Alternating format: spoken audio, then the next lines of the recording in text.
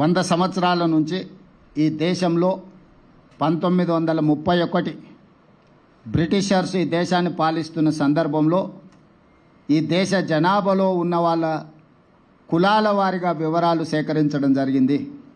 దాదాపుగా 100 సంవత్సరాల నుంచి ఇప్పటి వరకు మళ్ళీ ఈ పూర్తి స్థాయిలో సమాచార సేకరణ జరగలేదు. 2010లో మన్మోహన్ సింగ్ గారు శ్రీమతి సోనియా గాంధీ గారు యూపీఏ చైర్పర్సన్గా ఉన్నప్పుడు ఒక ప్రయత్నం చేసిండ్రు, సమాచార సేకరణ చేసిండ్రు.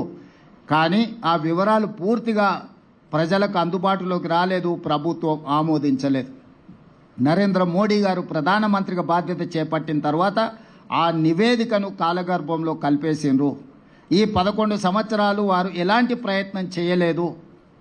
కానీ శ్రీ రాహుల్ గాంధీ గారు కన్యాకుమారి నుంచి కశ్మీర్ వరకు 150 రోజులు 4000 కిలోమీటర్లు మండు టెండల్లో మంచు కొండల్లో పాదయాత్ర చేస్తూ ఈ దేశ ప్రజలందరినీ కలిసినప్పుడు దేశ ప్రజల యొక్క ఆలోచన, దేశ ప్రజల యొక్క గుండె చప్పుడు విన్న రాహుల్ గాంధీ గారు స్పష్టమైన హామీ ఇచ్చిండు ఈ దేశ ప్రజలకు. ఏ రాష్ట్రంలో మా ప్రభుత్వం ఏర్పడుతుందో ఆ రాష్ట్రంలో మేము జనగణనలో కులగణనను ఏర్పాటు చేస్తాము, వివరాలు సేకరిస్తాము. అదేవిధంగా కేంద్రంలో కూడా మా ప్రభుత్వం ఏర్పడిన ఎంబడే జనగణనలో కులగణనను కలిపి సమాచారాన్ని సేకరించి ఇది ఈ సమాజానికి సంబంధించిన ఎక్స్రే, ఈ ఎక్స్రే ద్వారా వాళ్ళు ఎంతమంది ఉన్నారో అంత వాళ్లకు నిధుల విషయంలో నియామకాల విషయంలో న్యాయం చేస్తామని రాహుల్ గాంధీ గారు హామీ ఇచ్చారు. ఈరోజు రాహుల్ గాంధీ గారు హామీ మేరకు తెలంగాణ ప్రజలు కాంగ్రెస్కు ప్రభుత్వాన్ని అందించడం జరిగింది. రాహుల్ గాంధీ గారు సూచనలు తీసుకుంటూ తెలంగాణ రాష్ట్రంలో కులగణను విజయవంతంగా ఎలాంటి వివాదాలు లేకుండా, ఎలాంటి తప్పులు లేకుండా ప్రతిపక్షాలను, అదేవిధంగా అందులో భాగస్వాములను, అదేవిధంగా ప్రజా హక్కుల సంఘాలను అందరిని కూడా వాళ్ళ అభిప్రాయాలను సేకరించి ప్రశ్నాపత్రాన్ని తయారు చేసి చట్ట పరిధిలో రాజ్యాంగబద్ధంగా ఈ వివరాలన్నిటిని కూడా సేకరించి ఈరోజు దేశానికే ఆదర్శంగా నిలబడ్డం. రాహుల్ గాంధీ గారికి ఈరోజు తెలంగాణ ప్రజల తరఫున నేను ధన్యవాదాలు తెలియజేయదలుచుకున్న, బలహీన వర్గాల తరఫున నేను ధన్యవాదాలు తెలియజేయదలుచుకున్న. ఈరోజు పెద్దలు కేశవరావు గారు, హనుమంతరావు గారు, మధుయాస్కి గారు, పొన్నం ప్రభాకర్ గారు, అంజన్ కుమార్ యాదవ్ గారు, చాలామంది మిత్రులు, షబీర్ అలీ గారు, చాలామంది శాసనసభ్యులు, వీళ్ళందరూ కూడా నన్ను అభినందించడానికి వచ్చిండు. ఈ అభినందనలు నాకు కాదు, రాహుల్ గాంధీ గారికి చెందాలి. వారి ఆలోచనను, వారి సూచనలను తీసుకొని తెలంగాణ రాష్ట్ర ప్రభుత్వం ఈ కులగణను చేపట్టడం జరిగింది. స్పష్టంగా, పారదర్శకంగా, అత్యంత భద్రంగా ఈ వ్యవహారాన్ని మొత్తం ప్రభుత్వం ఒక ప్రతిష్టాత్మకంగా తీసుకొని అమలు చేయడం జరిగింది. ఇందులో మంత్రివర్గ ఉపసంఘం group of ministers Uttam Kumar Reddy గారు, బట్టి విక్రమార్క గారు, సీతక్క గారు, అదేవిధంగా శ్రీధర్ బాబు గారు, పొన్నం ప్రభాకర్ గారు అందరూ కూడా ఇందులో అధికారులతోని చీఫ్ సెక్రటరీ నుంచి ఎన్యూమరేటర్ల వరకు దాదాపుగా 150,000 మంది భాగస్వాములు అయ్యి దాదాపుగా 90 రోజులు నిరంతరం పనిచేసి ఈ విజయవంతంగా ఈ నివేదికను తయారు చేయడం జరిగింది. ఆ తర్వాత అసెంబ్లీలో తీర్మానం చేసినాం, 2 తీర్మానాలు చేసినాం. ఒకటి, జనగణనలో కులగణన కేంద్ర ప్రభుత్వం తక్షణమే చేపట్టాలి. అదేవిధంగా బీసీ రిజర్వేషన్లను 50% పరిధిలో నియంత్రించడం కాదు, ఈ 50% పరిధిని దాటి రిజర్వేషన్లు పెంచాలి. అందులో 42% బీసీలకు రిజర్వేషన్లు ఇవ్వాలి అని మేము శాసనసభలో తీర్మానం చేసి కేంద్ర ప్రభుత్వానికి పంపించినాం. కుల సంఘాల మద్దతు జంతర్ మంతర్లో కేంద్ర ప్రభుత్వం మీద పార్లమెంట్ జరిగేటప్పుడు ఒత్తిడి తీసుకురావడానికి రోజంతా ధర్నా చేసినాం. జాతీయ స్థాయిలో ఉన్న రాజకీయ పార్టీలు, దాదాపుగా 16 పార్టీలకు సంబంధించిన ప్రతినిధులు ఆ నిరసన కార్యక్రమంలో పాల్గొని సంపూర్ణంగా మాకు మద్దతు ఇవ్వడం జరిగింది.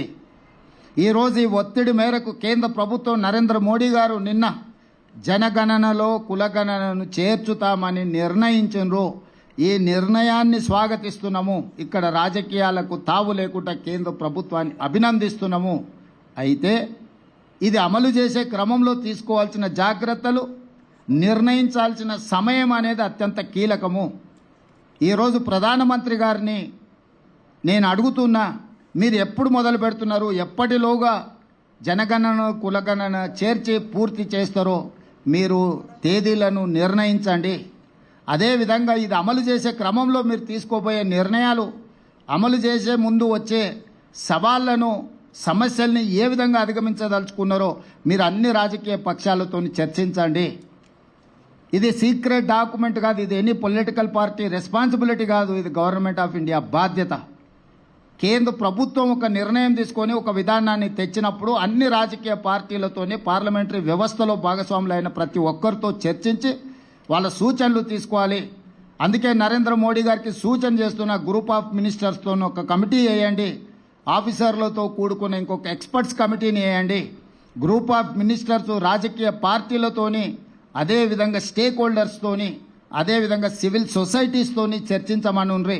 వాళ్ళ నుంచి వచ్చే సూచనలను, వాళ్ళ నుంచి వచ్చే సమస్యలను, ప్రశ్నలను ప్రభుత్వం వివరణ ఇవ్వడం ద్వారా పారదర్శకంగా ఈ ప్రక్రియను ముందుకు తీసుకెళ్ళవచ్చు. ఇదే కాకుండా ఈ అధికారులు వివిధ రాష్ట్రాలలో గతంలో జరిగిన అనుభవాలను వాళ్ళు తిరిగి తెలుసుకోవాలి, అక్కడి నుంచి సమాచారాన్ని సేకరించాలి. తద్వారా ఈ గొప్ప కార్యక్రమము ఎలాంటి వివాదాలకు తావు లేకుండా పూర్తి చేయడానికి అవకాశం ఉంటుంది. కాబట్టి మీరు అధికారులతో కూడా కమిటీని నిర్ణయించి ఇప్పుడు మీరు చేపట్టబోయే జనగణనలో కులగణన విధి విధానాలు ఏందో నిర్ణయించండి. విధి విధానాలను కూడా పబ్లిక్ డొమైన్లో పెట్టండి. ప్రజల నుంచి సూచనలు తీసుకోండి. మేము సమాచార సేకరణ చేసినప్పుడు 57 ప్రశ్నలను ప్రజల నుంచి అడిగి ప్రశ్నాపత్రాలను తయారు చేసి ఆ ప్రశ్నాపత్రాలను కూడా మేము ప్రజల ముందు పెట్టినాం. మేము ఏమేమి సమాచారాన్ని సేకరించబోతున్నాం, ఈ సమాచారాన్ని మీ దగ్గరకు వచ్చినప్పుడు మీరు అందరికి ఇవ్వండి అని చెప్పి ఇట్లా 8 పేజీలలో 57 ప్రశ్నపత్రాలు తయారు చేసి ఈ ప్రశ్నలకు సంబంధించిన సమాచారాన్ని సేకరించిన సమాచారాన్ని చాలా గోప్యంగా భద్రపరచడము. వ్యక్తులు, కుటుంబాలకు సంబంధించిన సమాచారాన్ని ప్రజలకు ఇవ్వలేదు. వాళ్ళ సామాజిక వర్గాల యొక్క నిష్పత్తిని మాత్రమే ప్రజలకు వివరించినాం. శాసనసభలో కూడా ఆ వివరాలను పెట్టి సభలో చర్చించి ఫైనల్గా ప్రభుత్వం దీన్ని చట్టాన్ని చేసినప్పుడు కూడా సభలో సుదీర్ఘమైన చర్చ చేసి అన్ని రాజకీయ పార్టీలను ఇందులో భాగస్వాములను చేసినాం. ఎక్కడ కూడా మా పార్టీ విధానంగానో మా ప్రభుత్వంలో ఉండే కొద్దిమంది వ్యక్తుల విధానంగానో దీన్ని మేము అమలు చేయలేదు. 4 కోట్ల తెలంగాణ ప్రజలు, ప్రతిపక్ష పార్టీలతో సహా ప్రభుత్వం, అదేవిధంగా స్టేక్ హోల్డర్స్ ఎవరైతే భాగస్వాములు ఉన్నారో, లబ్ధిదారులు ఉన్నారో వాళ్ళు, అదేవిధంగా ప్రజా హక్కుల కోసం పనిచేసే వాళ్ళందరినీ కూడా ఇందులో భాగస్వాములను చేసి వాళ్ళకు నమ్మకం, విశ్వాసం కల్పించి ఈరోజు ఈ కార్యక్రమాన్ని ముందుకు తీసుకెళ్ళినాం. అందుకే ఈరోజు తెలంగాణలో దేశంలోనే మొదటి రాష్ట్రంగా తెలంగాణ నిలబడ్డది. ఇవాళ దేశానికే ఆదర్శంగా తెలంగాణ ముందు వరుసలో ఉన్నది. నిన్న రాహుల్ గాంధీ గారు అదే విషయం చెప్పినారు. తెలంగాణ మోడల్ ఈ దేశానికి రోల్ మోడల్. ఈ రోల్ మోడల్ నుంచి మీరు నేర్చుకోండి, తద్వారా పకడ్బందీగా దీన్ని అమలు చేయండి అని రాహుల్ గాంధీ గారు సూచన చేసినారు.